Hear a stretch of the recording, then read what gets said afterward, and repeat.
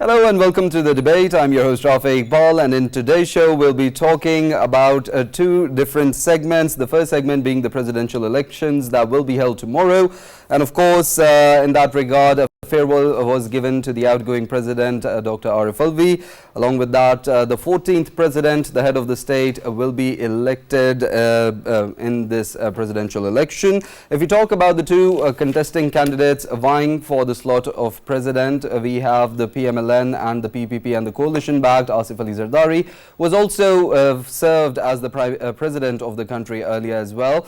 And of course, in his tenure, he enjoyed a lot of discretionary powers, which he curbed through the 18th Amendment as well. The other contestant, we have Mahmood Khan Achakzai, backed by the Sunni Ittihad Council. He has not headed as president, unlike Asif Ali Zardari, but is vying for this post of a president as well. Now, the voting process, if we talk about that relates to the presidential elections, in which the National Assembly, the Senate and the provincial assemblies, they all cast their votes, and it is conducted through a secret ballot.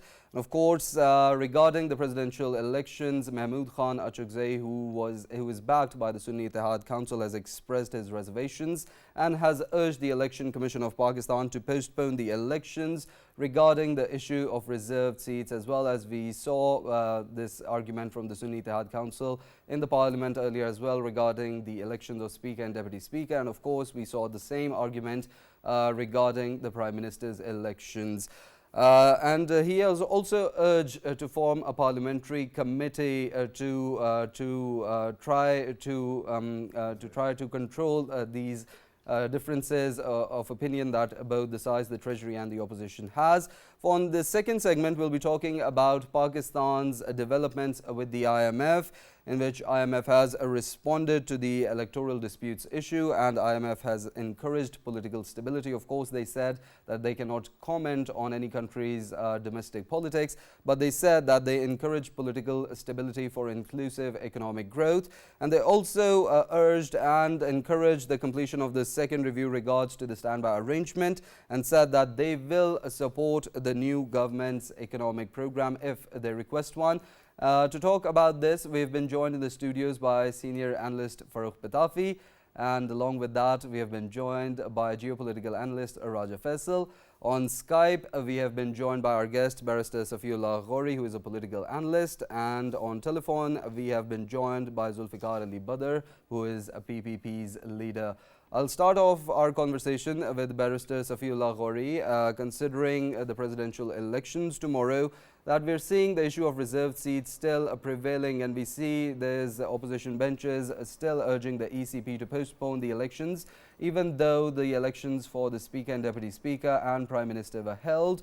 And now the ECP has also given its verdict. Earlier, the argument revolved around whether the ECP should give its verdict first and then these elections should be held. What's your take on all these political allegations and political dynamics? Thank you very much, Rafae. So, Rafae, the entire process of the election of the president is governed very clearly by the Constitution of Pakistan. The Constitution of Pakistan, under Article 41, subsection 3, talks about the elections of the president, and then Article 41, subsection 3 further mentions Schedule 2 as the essential document that outlines the entire methodology in which elections are to be take place. Now, in this case, the Chief Election Commissioner is the returning officer. He's the one person who's responsible for conducting the elections. Everybody casts the votes to the Chief Election Commissioner, who then counts them. For this, an election schedule is given just like any normal elections, and elections are to take place at the noon time. The election schedule has already been given. Now, to put forward an objection at the very last moment, one day before the elections are to be held, is downright frivolous. And one of the reasons why I say it is frivolous is because I read the letter that was written to Raja Sikandar, the Chief Election Commissioner.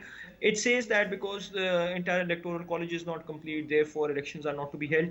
But it does not mention any law, does not mention any section, does not mention under what legal authority Mahmood Khan Achakzai is claiming that elections can be postponed. I mean, obviously, if there is some provision in the Constitution that says that elections can be postponed, then he should have given reference to that exact section of law. without giving any credence to what the law says, what Mahmood Khan Achakzai is expecting here is that the election commissioner will overturn the constitution, because the constitution specifies that there is to be a time and place. When there is a time and place, how can the election commissioner, who is not even a judge or a Supreme Court justice, who will then dilate on principles of natural justice or natural law, how is the chief election commissioner even supposed to do that? These are well far away from the powers of the chief election commissioner. If Mahmood Khan Achakzai had such a big problem, he should have moved a petition to the Supreme Court, asking them for some sort of asking them to intervene in between the elections. But how the person who is himself to conduct the elections, how is he going to then postpone the elections based on such an application? So honestly, the legal strategy that the SIC has been employing is beyond me. There is a very good reason to believe that the SEC loses almost every case that it has filed, and it's evident if you were to look at it from the eyes of law. Now the problem here is that any time law is followed, they think that the courts have sold out, they think the election commission has sold out, they think something else is at play. But this is literally what the law says. What do we expect here? That the law should not be followed, some special exception should be carved out for them just because they feel that they don't have a chance of winning right now. Clearly, I mean, Mahmood Khan Achakzai does not have the numbers, so he's going to lose. So to delay it just for his own personal power grab is just wrong. This is not something that any mature politician should do. In a mature democracy, the democratic process is encouraged rather than people being obstacles in the means of the conduct of the performance of that constitution. So obviously, I am genuinely disappointed, and I hope that this is not considered. The elections should take place tomorrow at noon, as per the constitution, and it should be held with the full force of law as it is supposed to be. Right, including Zulfiqar Ali Badar in our conversation. What are your views on the concerns that Mahmood Khan Achakzai has expressed? Thank you very much for inviting me. Bismillah ar-Rahman ar-Rahim. Thank you very much for inviting me to this show. I don't see any legal value of his application for delaying the presidential election. It's just a formality that they want to bring up some, media hype because of this application. Otherwise, I don't personally feel, and in the eyes of law, it has no legal value. Because what is the reason, what is the motive behind giving this application? What is the reason that he wants to delay the election of president? It is already so delayed. The time of the president has lapsed for the last 6 months. And what is the point that he still wants to delay the election? I mean, there has to have a substantial reason to delay the election. So he has no substantial reason.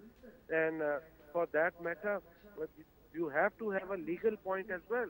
What is the legality of postponing the election, for giving this application for the delaying the election?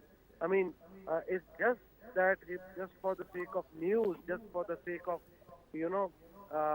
media hype. He has given this. This is my personal views. Right, Raja Faisal, what's your take? As we know that this is more like political point scoring, as Barrister Safi and Zulfiqar Ali Badar pointed out.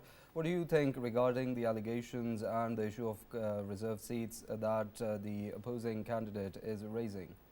Yes, Rafae, obviously, if we look at the situation right now, of course, they are waiting for the all of the reserve seats to be filled. So somehow, I think the only point they are coming up with, that they want to have the parliament, complete parliament, so that the vote can go, go ahead. Otherwise, if we look at the numbers right now, I mean, the existing numbers, clearly President Zardari, former President Zardari will be President Zardari soon, and there is sort of no competition at all.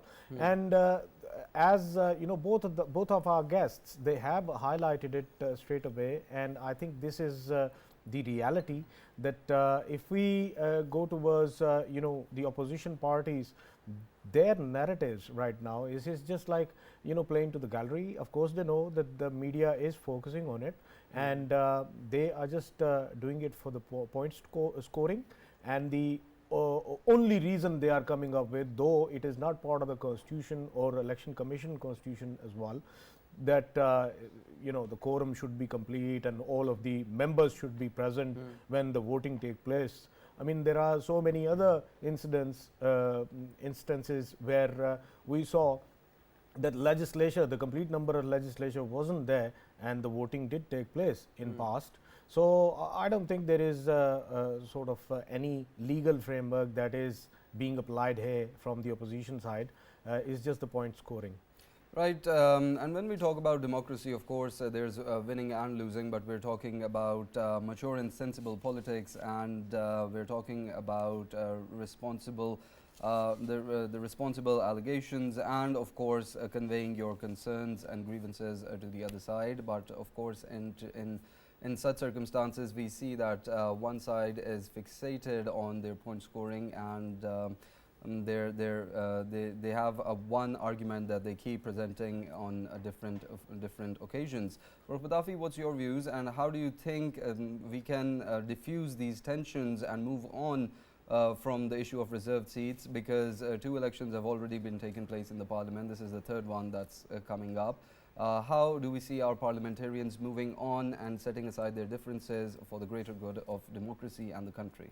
Right, Rafae, thank you very much. I think that a lot of sand keeps shifting. And if you had told me 20 years ago that PMLN is going to vote for President Zardari, or for that matter, People's Party is going to vote for Prime Minister Shehbaz Sharif, or even bigger, surprise. Only 5 years ago, had you told me that PTI is going to vote for Achakzai Saab, I would have really been shocked. No more so.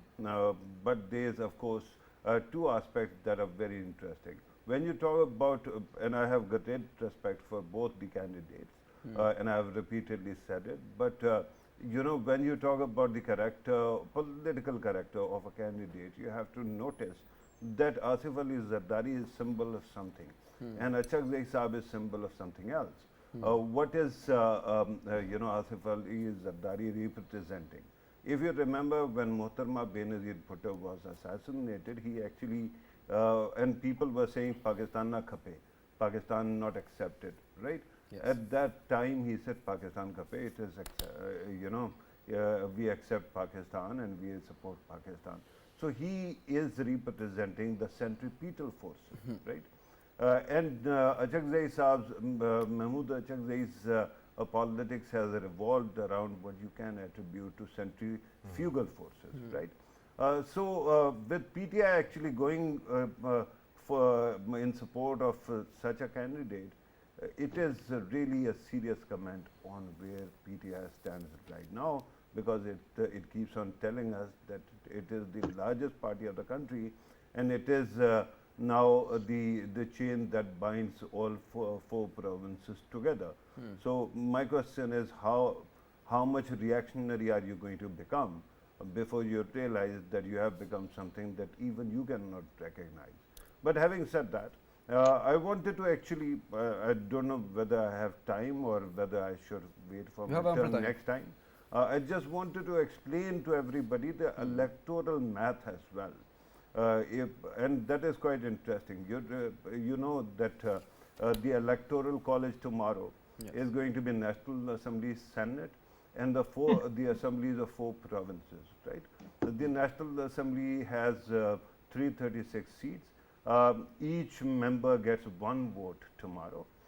Then Senate of Pakistan also has 100 seats, and every senator gets 1 vote. Now let us talk about provinces. How does the math work? The assembly with least numbers is Balochistan, and it has 65 seats, right? At least I'm talking about the capacity. So each member gets 1 vote. But the other, assemblies that have bigger number, for example, Punjab Assembly has somewhere around 370.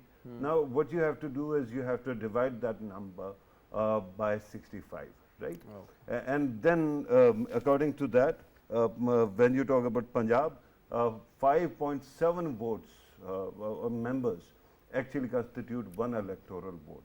Similarly, Sindh Assembly gets 2.58 candidates, actually members, when they unite, their vote constitutes one electoral vote. KP has the same very close ratio, that is 2.23, and there you have it, the entire number. In total, the electoral college votes are somewhere around 696, but because of these vacant seats and all, the total electoral number, vote number comes to 655, and out of that you need 327 to win. Now, if you look at the coalition's number in National Assembly, then Senate also, then Balochistan Assembly and Sindh. With that, you already have a President Asif Ali Zardari actually winning and then taking oath. Right. So with that kind of situation, of course, Achakzai Saab is definitely going to say that the vote be delayed. Right, very rightly put. Barrister Safiullah Ghouri, I'd like to ask you, as Farrukh Pitafi also mentioned, the political characters of both the personalities, Asif Ali Zardari and Mahmood Khan Achakzai. And we also know that the coalition is in a better place and in a better position regarding these elections in the parliament and the provincial assemblies. What role do you think Asif Ali Zardari can play in diffusing the tensions between the opposition and the treasury? Because we know Asif Ali Zardari, he's very good with his communication skills, and as known, Ek Zardari Sab Pe Bari, he can woo away support from the other side. So thank you, Rafae. This is a great question, and honestly, I think that when it comes down to the elections of the president and the role of the president as the elder of the politicians, as somebody who sits down, mediates between political conflict, Zardari's role is second to none. I mean, this is very obvious by the fact that he's having a meeting with JUIF right now, and the fact that he's trying to placate them, something that we have not seen other big politicians doing. Even PTI has not done that to their own detriment. And we see that other politicians still continue to be more hot-headed, continue to be immature, whereas Zardari does not seem to have any problems with reaching out to people. Now, when Farrukh Pitafi Saab was mentioning the maths, it's something very important. And this is exactly the reason why Zardari will win. Because as he mentioned, very rightly so, that Balochistan Assembly, everybody gets one vote, whereas everywhere else they get less than one vote. So Mahmood Khan Achakzai, being from Balochistan, should be very confident in a normal circumstance, thinking that at least his province will support him. But that's exactly where he will fail. He will fail because he does not command the respect and the authority in Balochistan. We see that by the performance of PK Map, his political party, over the last 2 decades. PK Map has never formed the government except for the one time where it did so under sort of like an agreement with National Party. So what we know is that is without a deal, without some sort of backdoor channel mediation, PK Map is unable to get any seats, and this time around their performance has been absolutely abysmal. So even within his own province, he does not get support from his own constituents, his own voters, let alone then go elsewhere and then gather seats. Now, People's Party, on the other hand, whether right or wrong, and I mean, I personally think that this is a huge failing of the people of Sindh. But the reality is that People's Party has been the only political party of Sindh for the last 30 years, gathering all the seats. They have always been. Safi, why are you failing the people of Sindh, by the way? Just because they are voting for one political party? And I have another follow-up question as well, because you brought up PK Map twice or thrice. And I wanted to understand, because both these leaders are essentially heads of their parties, right? Your PK Map has Mahmood Khan Achakzai, and Asif Ali Zardari Saab is the chairman of PPPP, that is People's Party Parliamentarians, and co-chair of Pakistan People's Party. What happens to those offices if either of them actually becomes the president of Pakistan? Okay, let's address both questions. So why did I say that the people of Sindh are unfortunate? Well, basically because it for all intents and purposes means that People's Party in Sindh is a monarchy. It's not a democracy. I mean, having just one leader for the last 30 years, this is something that you would only see in a monarchy. You would not see this in a democracy. Clearly, something is amiss, especially when Sindh ranks extremely low on the Human Development Index. You don't have to be a genius to figure out that there are other ways in which these votes are being gathered, and clearly the people are being, I don't know, I don't want to go into the details of what I think might be happening in Sindh, but the reality is that Sindh has not progressed from 30 years, and the reality is also that People's Party has been there for the last 30 years, but that's besides the point. Talking about You've these been two watching leaders, too much Pakistani television. yeah, well, Okay, no, go ahead. not at all. I think you know this full well as well Private as I ones. do. Yeah. But I want to talk about the two big ventures that both of these politicians have taken, and let's compare the success of these so that we can gauge how successful they have been as leaders. So People's Party does not need an introduction. They've been participating in huge movements like the MRD. There's also been the Charter of Democracy, leading to a variety of things. So they've been instrumental in changing Pakistan's history, implementing huge large-scale projects that have now shaped Pakistan and put Pakistan where it is today. On the other hand, Mahmood Khan Achakzai, his grand project was Poonam, if you remember, Pakistan Yeah. Oppressed Nation movement, in which Mahmood Khan Achakzai was the leader, and he tried gathering 6 other political parties along with him that included Hazara National Party, Sarakistan National Party. What happened to all of them? All of these political parties disappeared, and this is because of extremely poor leadership. The reality is that despite the fact that Poonam could have been, it's a nationalist party at the end of the day. We also have to keep in mind that bringing nationalist parties and nationalist leaders to the foray risks increased polarization. So here's one man who raised the nationalist banner. He tried getting other nationalists on board, and the result was that he ended up destroying all of them and also self-imploding. So his his political career has been nothing but a failure. I am sorry. I mean, the man may be a respectable man. He has held on to his guns for a very long time, but politically he has been able to accomplish absolutely nothing. And the one, like I said, that he has accomplished something, it was through a deal which we all know about, and that deal involved National Party and PMLN, and it was a deal where I think PK Map's political leadership got nothing more than like 300-400 votes in several areas, and they were still put in power. So that's besides the point. Now, as far as the question of party leadership is offices. concerned, of course, I mean they cannot hold 2 offices. That's completely a president of a country is completely neutral. He does not represent a political party. He represents only the state of Pakistan. So he, in fact, cannot have a political office. And if you recall on this very show, we have had this conversation many times. Scattering criticism of President Alvi, who has been running the presidential office like a PTI camp office, which was extremely disgraceful. So if President Zardari were to in any manner side with People's Party over other political parties, that would compromise his status as the president of Pakistan, and also, as I earlier pointed out, as the elder of the room, because it's now his job to mediate between others as a neutral arbiter and bring them together. And this is the reason why I think so many people have given their backing for People's Party. Even PML Namaz, having left aside their long-standing feud against People's Party, believing that he will do the right thing. So let's keep our fingers crossed, and let's hope that he represents the country, not the political party. Rafae, with your permission, I want to go towards Zulfiqar Ali Badar I Saab. was going towards him as well, but please go first. Yeah, because I think Barrister Safi has said so many things which require obviously a comment from Zulfiqar Yes. Saab. I want him to comment on this. Plus, I just wanted to know, once obviously former President Zardari becomes President of Pakistan once more, and we know that he is a man of dialogue. He will definitely be having a sort of dialogue with the opposition parties as well. And I'm suspecting that, of course, in previous tenure, previous government, we saw that People's Party played a pivotal role when it was the time of regime change. Of course, Imran Khan's party was sent home, and PDM came into power.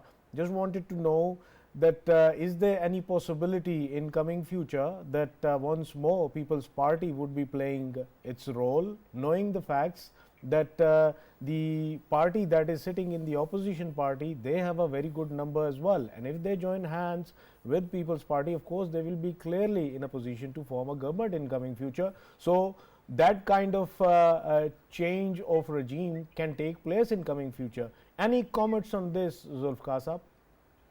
Yes, actually there are a number of questions you have asked, and first I'll start from Barrister Saab. What Barrister Saab has said up to some extent, there were few of the things were right, but he has his own opinion, and I respect his opinion. I may differ on a lot of things, but the thing is, there are a lot of things which people come on media and talk about it, but you have to go in depth to understand the reality of sin, especially on the human index. I don't want to get into argument, because this is a debate regarding, this is a topic regarding the presidential election. The importance of today's topic is that Mr. Zardari is one of the key persons, which there used to be a person named Mr. Nawabzada Nasrullah Khan, who used to gather all the political parties, and all the political parties used to gather around him, and he used to settle all the, he was an arbitrator between all the political parties, bring all the political leaders on the table and try to sort out and bring consensus. So I think in today's world, in today's era, in the last few years, if you look at the character and the role of Mr. Asif Ali Zardari, I think he's a man of reconciliation. He's a man of character. His character shows that any person who have a problem, either a political or any other, if they come onto the table, he can always sort out the political issues, differences, and be flexible enough, extend courtesy, respect, and be flexible enough to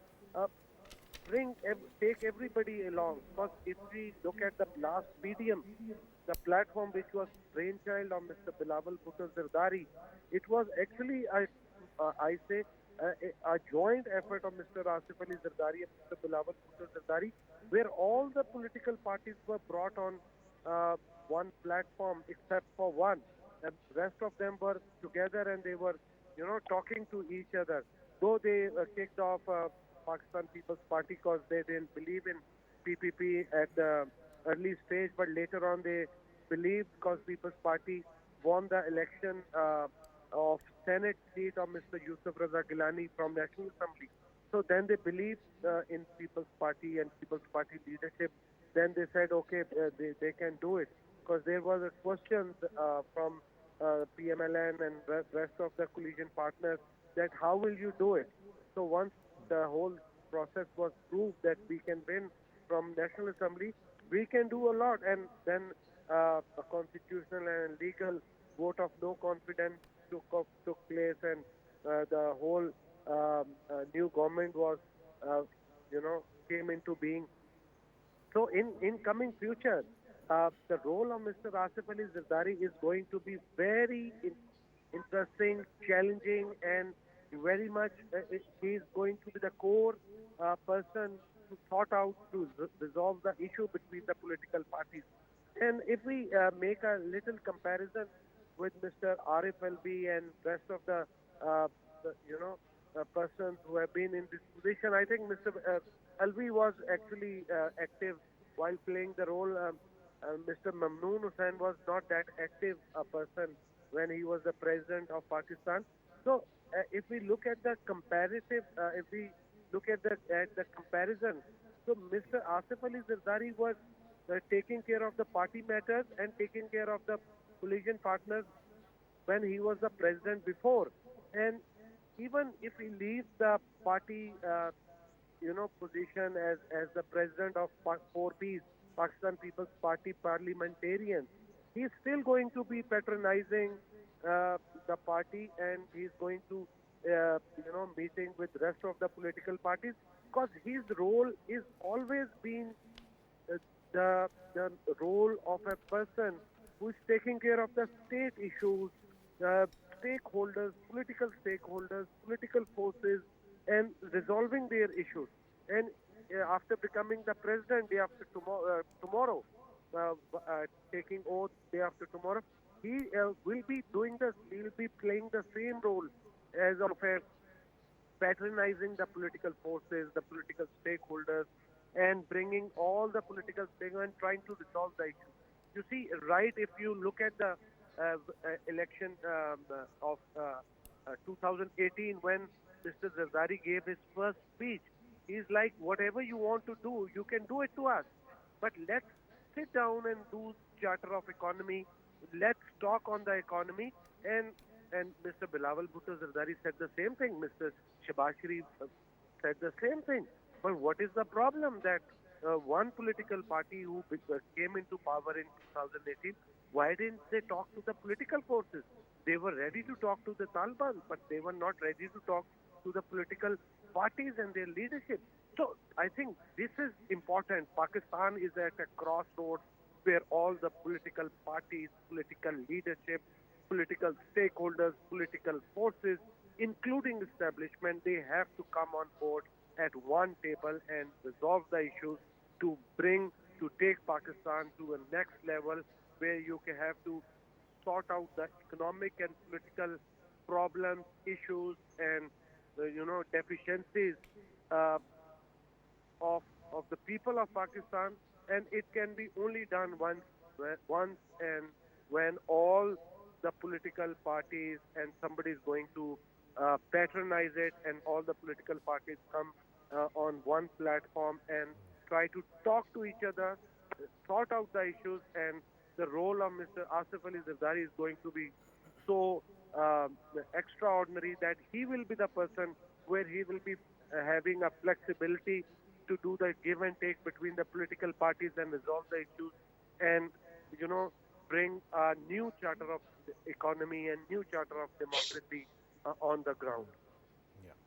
Right, like Zulfiqar Ali Badar mentioned, political polarization, and since we're talking about politics as well, and the dilemmas that are going on in Pakistani politics and the different dynamics of it, I'd like to ask Barrister Safi Ghouri and also relate our conversation to our second segment, which relates to Pakistan's talks with the IMF and the developments that have come forward.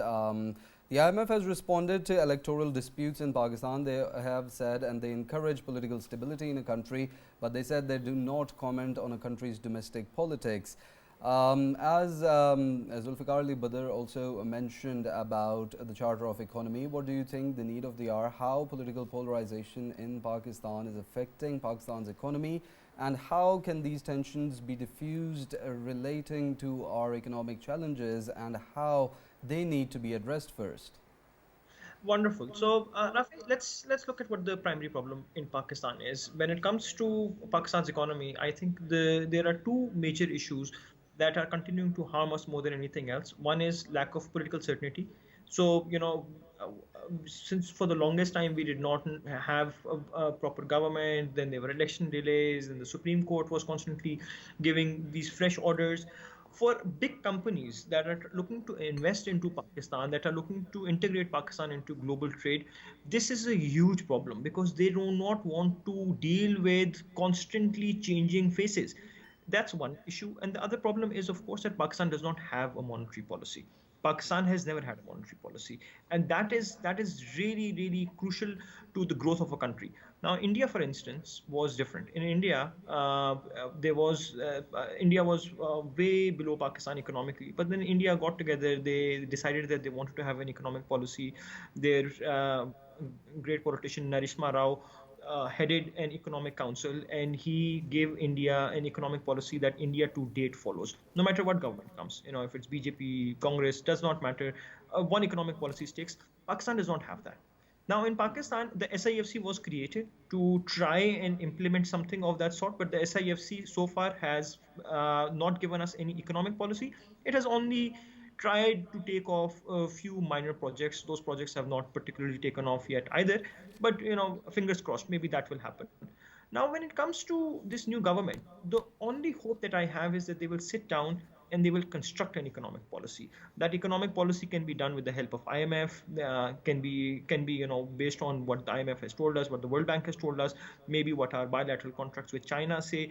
Maybe we can develop something that is indigenous to us. Whatever it is, the reality is that this is something that needs to happen, and that economic policy is to take precedence over everything else. So that economic policy needs to be set in stone. It cannot happen then that this government is replaced, somebody else comes in, and then they change the economic policy. The lack of an economic policy is what does not raise investor confidence. Anyone who's coming into Pakistan does not know what they will face tomorrow, because there is no such rule. Everything is alterable, everything is changeable, and things are changing. So on a positive note, though, I would like to say that Moody's has upgraded Pakistan's banking outlook from negative to stable after the elections.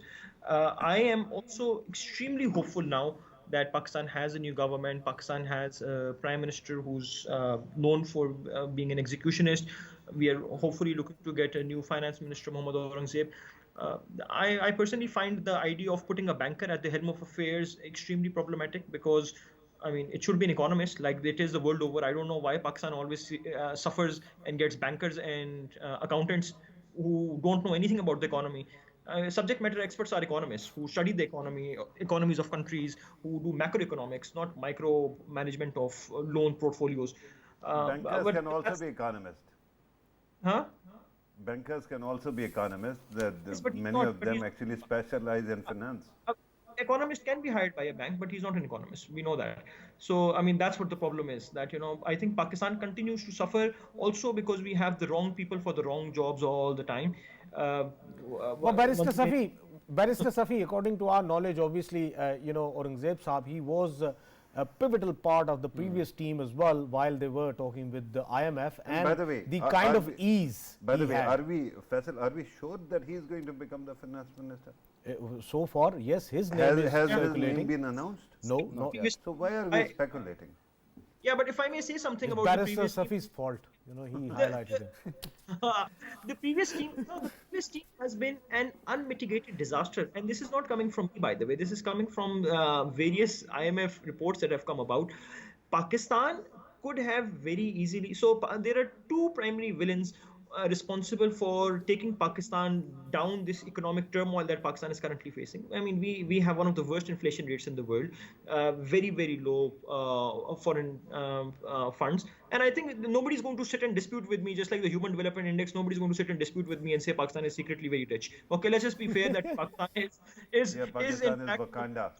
Yeah, because I was pretty surprised when that was brought up a while ago.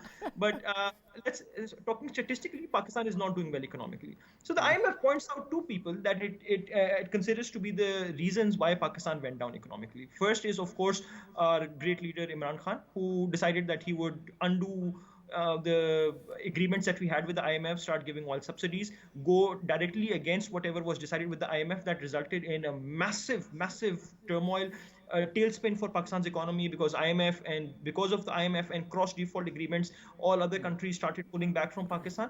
So one thing is very clear, that Imran Khan is the person who threw Pakistan into this economic tailspin. But then, as they say, throwing fuel on fire was our amazing finance minister Ishaq Dar, an accountant who believed that he was so smart that he could outsmart the IMF. And he kept saying it, and that's what IMF writes down in his reports as well, that he was so overconfident that he would somehow defeat it. He took Pakistan to the edge of default before there were certain forces who came in and knocked sense and then decided to get that standby. Barrister Safi is very lethal today. Right, Barrister Safi, I'd like to take Zulfiqar Ali Badar's views because his party is a part of the coalition. What do you think about what Barrister Safi just mentioned regarding the continuity of policies? My personal views will be that it will be the call of the Prime Minister, because he will be heading the cabinet and he is the leader of the house.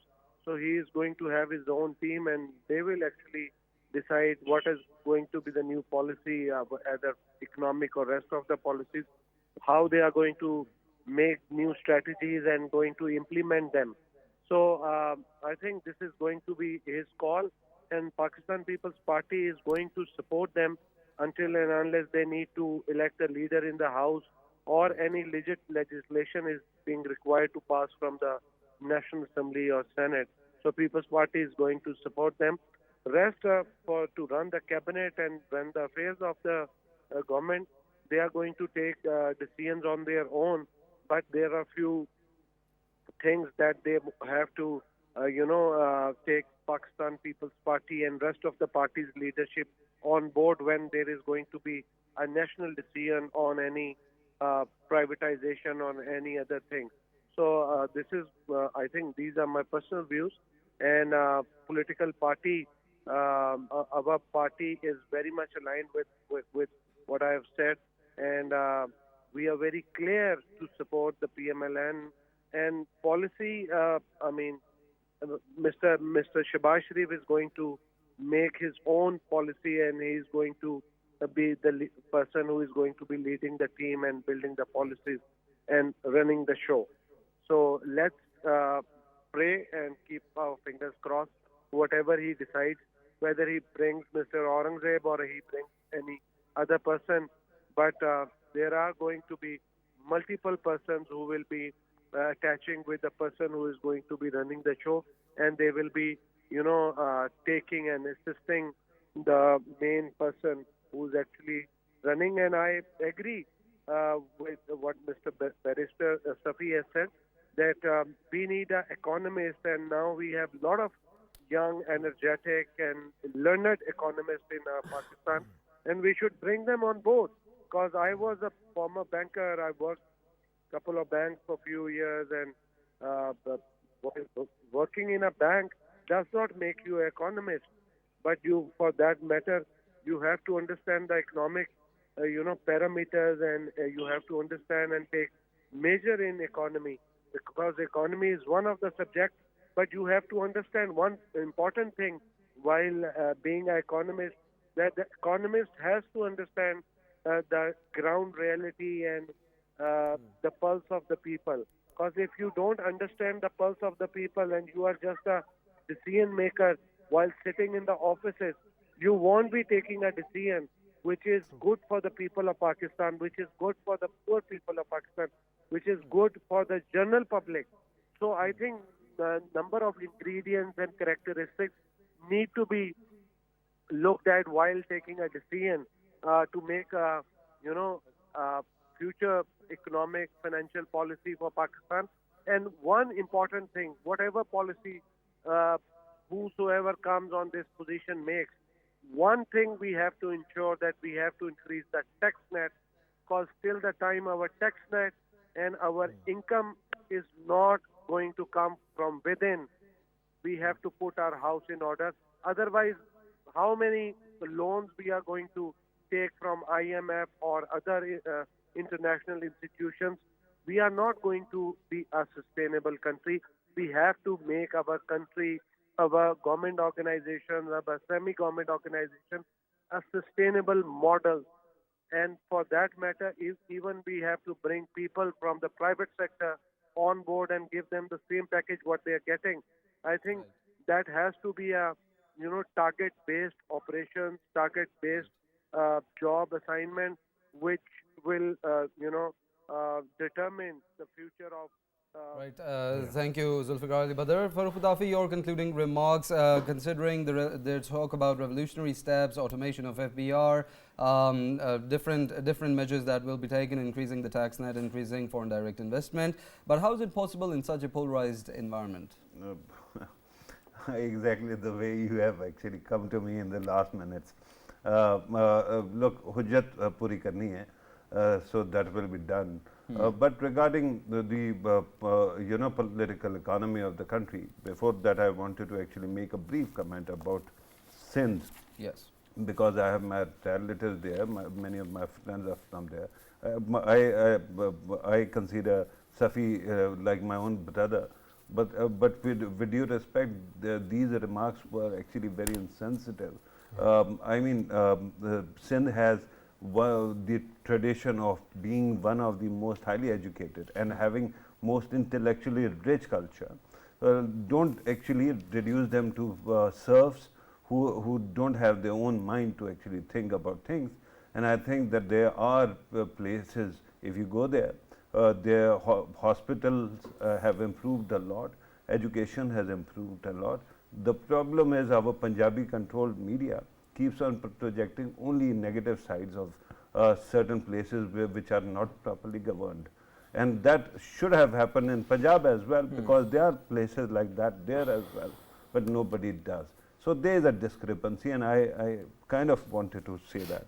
Regarding IMF's statement today, I think the biggest recognition is what I have been saying, that PTI can keep on writing letters, but it will only impugn its own name, because it is not IMF's job to meddle into political realities.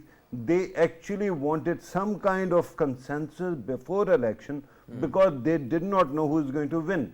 Now that the government has been formed, election results have come, now they are going to work with whatever government there is, and which is really cooperative. I think that the biggest challenge is going to be for finding a way out of the SOE crisis, state-owned enterprises crisis, how quickly you can get out of them. What our good friend Badar Sahab was saying, we have repeatedly actually brought in people from the private sector, even imported workforce from abroad for PIA, for instance, and that miserably failed. So you'll have to, there comes a time when you have to decide what to do and get rid of these units before they actually eat up the entire economy. And I don't believe that Pakistan does not have an economic policy or monetary policy or fiscal policy. I think we do. The only problem is that the two people, when they were making policies, for example, Imran Khan, at that time, I don't think he had the kind of financial autonomy. And when Shehbaz Sharif Sahab was actually making policy last time, at that time also he had to repeatedly go to London. If the Prime Minister is empowered, things will improve. Yeah. Right. Unfortunately, we're short on time, and of course, today's show we discussed the political polarization that is prevailing in Pakistan's political atmosphere and the challenges it is posing to national interests of the country. Of course, in that relation, we also discussed the second segment, which relates to the developments between Pakistan and the IMF.